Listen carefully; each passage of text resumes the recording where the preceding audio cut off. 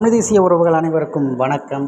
கத்தியோடு ஏர்போர்ட்டிற்கு சென்ற சீமான் மடக்கி பிடித்த சிஆர்பிஎஃப் வீரர்கள், அதிரடியான தகவல்கள் சொன்ன செய்தியாளர்கள், இது குறித்து தான் இந்த காணொலியில் நம்ம காண இருக்கோம். தமிழக ஊடகங்களுக்கு பார்த்திங்கன்னா செய்தி பஞ்சம் வந்துவிட்டது அப்படின்னா உடனடியாக யாரை தேடி போவார்கள் அப்படின்னா அண்ணன் சீமான் அவர்களைத்தான் தேடி வருவார்கள்.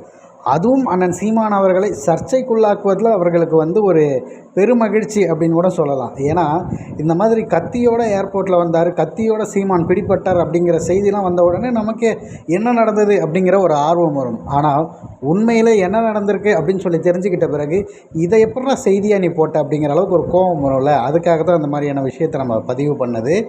அனைத்து ஊடகங்களுமே இதை பதிவு பண்ணுற அளவிற்கு இது முக்கியமான செய்தியாங்கிறது ஒன்று நமக்கு இருக்குது. மக்களுக்கான தேவை இதில் ஏதாவது இருக்கா அப்படின்னா அதுவும் கிடையாது.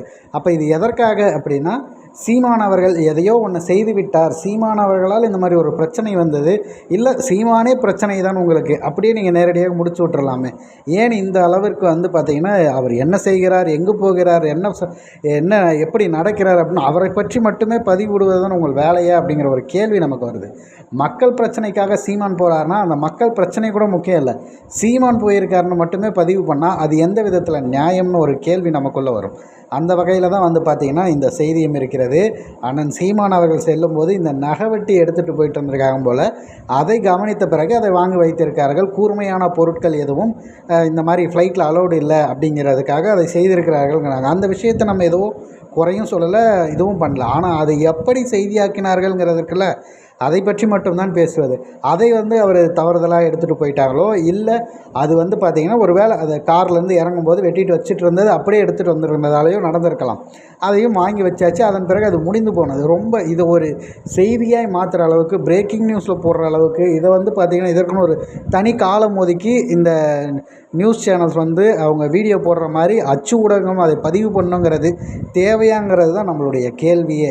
இந்த மாதிரியான விஷயங்களை பதிவு பண்ணுவதற்கு பதிலாக கனிம வள கொள்ளைகளுக்காக நாம் தமிழர் கட்சி சீமான் கிடையாது, நாம் தமிழர் கட்சியை சார்ந்தவர்கள் ஒவ்வொரு இடங்களும் கன்னியாகுமரியில் போராடிட்டு இருக்காங்க. இப்போ தருமபுரியில் மிகப்பெரிய பிரச்சனை நடந்துக்கிட்டு இருக்குது. அங்கே நாம் தமிழர் ஒருத்தவரை அடித்து பொழந்திருக்காங்க. இந்த மாதிரியான எக்கச்சக்க போராட்டங்களில் தொடர்ச்சியாக நாம் தமிழர் கட்சி குரல் கொடுக்கிறது. அது மக்களுக்காக இந்த மாதிரி வேலை செய்கிறாங்கன்னு கொஞ்சம் பதிவு பண்ணிங்கன்னா அது எந்த அளவிற்கு ஒரு மகிழ்வை தரும். ஆனால் தொடர்ச்சியாக இப்படி சர்ச்சையாகவே பேசுனீங்க அப்படின்னா அப்போ செய்தி ஊடகங்கள் மீதான மதிப்பு நமக்கு எப்படி இருக்குங்கிற ஒரு கேள்வி இந்த நிகழ்வு மூலமாக கூடுதலாகவே நமக்கு தோன்றுகிறது.